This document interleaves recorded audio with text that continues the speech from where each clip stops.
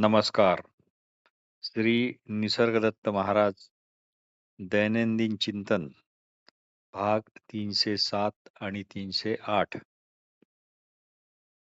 इल्म की इब्तदा है हंगामा. इल्म की इब्तदा है हंगामा. इल्म की इंतहा है इल्म की इंतहा है खामोशी. इल्म की इब्तिदा है हंगामा. इल्म की इंतहा है खामोशी. एक गमतीदार प्रसंग सांगण्यासारखा आहे.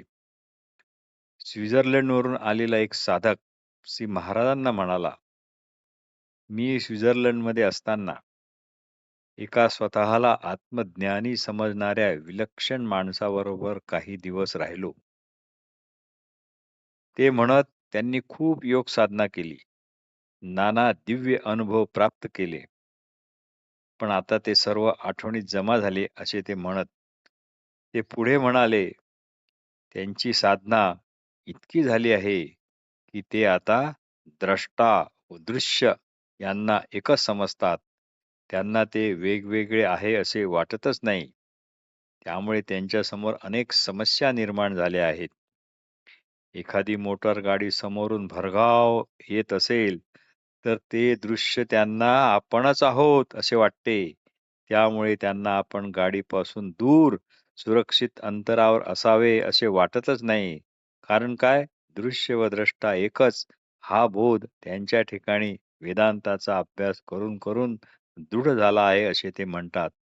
ते म्हणत, माझा वेदांताचा गाढ अभ्यास झाल्याने असे होत असावे असे मला खरोखरच वाटते. काहीच मला त्या बाबतीत सांगता येत नाही. मी जे जे पाहतो त्याच्याशी माझे असे चमत्कारिक ऐक्य मी अनुभवतो. मला असे काही होईल असे कधी वाटले नाही. साधक विचारतो, महाराज हे नेमके काय आहे? महाराज म्हणाले, कदाचित लवकरच ते आपले बोलणे ही थांबवतील. अर्थ लक्षात घ्या. असो. श्री निसर्गदत्त महाराज म्हणतात, जेव्हा तुम्ही कळकळीने हे ओळखता की जसे व्हावे किंवा जसे होता मूळचे तसेच होण्यास आपण अगदी स्वतंत्र आहोत आणि सध्या आपण स्वतःला जे जे समजतो जसे आपण आहोत ते केवळ स्वस्वरूपाच्या अज्ञानामुळे म्हणजेच मी अमुक तमुक यालाच महत्त्व देऊन व तसेच आणि तितकेच स्वतःला मानण्यामुळे आहोत याचा तुम्हाला कळकळीने मनापासून बोध होताच हे तुमच्या लक्षात येताच तुम्ही त्याविरुद्ध बंड करून उठाल आणि जसे तुम्ही वस्तुतः नाही आहात तसे होऊन राहण्यास आपणच स्वस्वरूपाच्या अज्ञानामुळे होकार दिला आहे.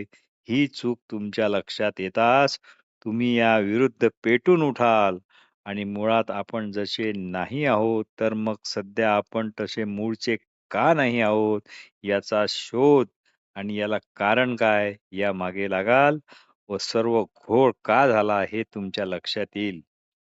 साधक विचारतो, हो माझ्यासारखा एक क्षुद्र ठिपका विश्वाला कसा जन्म देऊ शकतो हे काही मला अजिबात पटत नाही. यावर महाराज म्हणाले, आपल्या ठिकाणी देहबुद्धी ही दृढ झालेली आहे. वस्तुतः सर्वच प्राण्यांचे देह देहाच्या ठिकाणीच आहेत. ज्याला आपण आपला देह म्हणतो त्यासह तो आपला विपला काही नाही. तो फक्त देहच आहे. हा माझा देह, हा तुझा देह असा देह कोणाचाच नाही. आणि सर्व देह हे सर्वांचेच देह हे आपापल्या देहधर्मानेच वागतात. त्यावर आपलीच काय कुणाचीच सत्ता चालत नाही. पण हे नेमके न समजल्यामुळे देह हेच माझे रूप, देहाचा आकार हाच माझा आकार असा माझा आकार असा चुकीचा समज व त्यासोबत काल्पनिक जगाचा उदय हे दोन्ही एकाच प्रकारे असतात. रात्री गाढ झोपेत प्रत्येकजण आपापले स्वप्न पाहतो तसे तुम्ही पण तुमच्याच मानसिक जगाला मनातल्या मनातील जगाला जन्म दिला आहे. इतरांनी पण तसाच तो आपापल्या मनातल्या मनात मानसिक जगाला जन्म दिला आहे.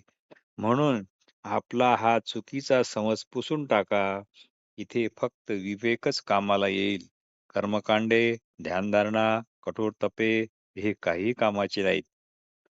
साधक पण अशी पात्रता येण्याकरता प्रार्थना, जप, ध्यान, व्रतवैकल्ये आवश्यक आहेत की नाही? महाराज म्हणाले, वाटेल तर तुम्ही करा, पण हे सर्व केवळ वेळ घालवण्याकरता आहेत. यापेक्षा आपण इथेच, याच क्षणी शुद्ध असणेपणाने असणाऱ्या असणेपणात आहोत, विनासायस हे लक्षात घेणे हे किती महत्वाचे आहे. आणि याचे महत्त्व तुम्ही ओळखा आणि असे महत्त्व ओळखताच तुम्हाला काहीच मग करावे लागणार नाही. हाच आहे खरा झटपट योग. कारण महत्त्व पटणेच आवश्यक आहे. मग महत्त्व पटणेच पुढचे काम करील आणि तुम्ही मात्र स्वस्थ आणि स्वस्थित राहा. भाग 308. तुम्हारे खत में नजर आती है इतनी खामोशी, तुम्हारे खत में नजर आती है इतनी खामोशी कि मुझको रखने पड़े अपने कान कागज पर, कि मुझको रखने पड़े अपने कान कागज पर. भूतकाळातील स्मृतींना आठवणीच्या शृंखलातून आणि इच्छा आणि भीती काळजी यांच्या दडपणामुळे मीचा जन्म होतो. म्हणजेच एक मी नावाची खोटी ग्रंथी तात्पुरती उदयाला येते, पण हीच ग्रंथी स्वतःला सातत्य आणि सत्यत्व देते. मी अमुक-तमुक अशा प्रकारे ती वावरते. अर्थात या अशा मिथ्या ग्रंथीला पण ग्रंथी आहे असे वाटणे ज्यामुळे शक्य होते, ते मात्र अगोदरपणाने असणाऱ्या असणेपणामुळेच. जे जे दिसते किंवा भासते ते तुम्हीच त्याला तसे मानता, म्हणूनच ते तसे असते. नाहीतर जसे मुळात आहेत तसेच असते. हे समजताच पूर्वीच्या सर्व मान्यतेचा डोलारा एका क्षणात कोसळतो. इच्छारहित, इच्छा प्रेरित आणि भीतियुक्त राहून ज्याचा ज्याचा तुम्ही विचार कराल, ते तुम्हाला ते तसे नसले तरी खरेच वाटेल. भूत-पिशाच खरेच आहे असे तुम्ही मनापासून मानता आणि नंतर तुम्ही त्यामुळे सुखी-दुःखी होता. हा सूक्ष्म फरक लक्षात घ्या. म्हणून तुम्ही कशालाच खरे मानू नका. म्हणून तुम्ही कशालाच खरे मानू नका. अगदी कशालाच. मग त्यातील तुम्ही दिलेले सत्यत्व आणि सातत्व हे आपोआप गळून पडेल. म्हणजेच काय? सर्वांना अलक्ष्य करून बगल द्या. निसर्गदत्त महाराज पुढे म्हणतात, तुम्हाला अज्ञान किंवा भ्रम हा मुळात कधी झालाच नाही. म्हणून तुम्ही तुमच्याकरता ज्याला अज्ञान, भय, भ्रम आहे, ते काय आहे? ते कोण आहे? हे नाही तर ते काय आहे याचा शोध घ्या. यालाच हुडकून काढा. मग लक्षात येईल की या सर्वांच्या अगोदर आपण असणेपणानेच आहोत. ज्याला पुरावा नको, साक्ष नको, तो आहेच. आपला हा असा शुद्ध असणेपणा खोट्या व्यक्तित्वाने कलंकित कधी झाला नाही आणि कधी होणार नाही. म्हणून अशा असणेपणातच असा. आपल्या या मूळच्या ठिकाणावरून उठू नका. जागा सोडू नका. कल्पना ही नेहमीच ज्याची ती कल्पना करते त्याच्याशी एकरूप किंवा एकनिष्ठच राहते.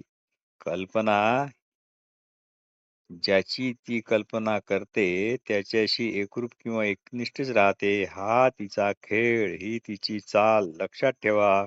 म्हणजे असे लक्षात येताच त्याकडे मुद्दाम लक्ष करावे लागणार नाही. ते आपोआप होईल. म्हणजे काहीही न करता कल्पनेचा खेळ थांबेल. आपोआप होणाऱ्या अलक्षतेचे महत्त्व करण्यालाच विवेक म्हणतात. आपोआप होणाऱ्या अलक्षतेचे महत्त्व करण्यालाच विवेक म्हणतात. साधक विचारतो, आम्ही हे प्रथम का करत नाही?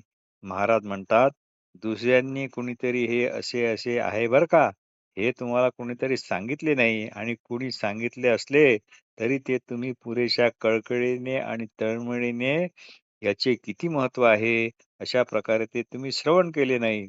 म्हणूनच सद्गुरूच्या उपदेशाला इतके महत्त्व आहे. साधक विचारतो, तुमचे सांगणे पुरे होते? महाराज साधक विचारतो, नुसते सांगणे पुरे होते? महाराज म्हणाले, होय. वास्तविक तेवढेच पुरेसे आहे. साधक विचारतो, मग माझ्या बाबतीत तसं का होत नाही बरे? महाराज म्हणाले, इथे जे सांगण्यात येते, ते तुम्हाला एकतर पटत नसावे किंवा कळकळीने ऐकल्या जात नसावे. सध्या तुम्हाला जसे पाहिजे तसे इथे जे सांगितले जाते, त्याचे एवढे महत्त्व तुम्हाला वाटत नसावे, जितके महत्त्व तुम्ही तुमच्या इच्छा आणि भीतींना देता. वस्तुतः इच्छा आणि भीती तुम्हीच आहात. तुमच्या इच्छा किंवा भीती यात द्वैत नाही. हे कळताच केवळ करणेच उरेल. इच्छा असेल, न इच्छा करणारा, न भीती, न भयभीत झालेला. तात्पर्य तुम्हीच इच्छा व भीती आहात. त्या तुमच्या नाहीत, कारण या विचारामुळेच तुम्ही गुंतले आहात. यालाच खरारा करा, मग तुम्ही काहीही तक्रार करणार नाही.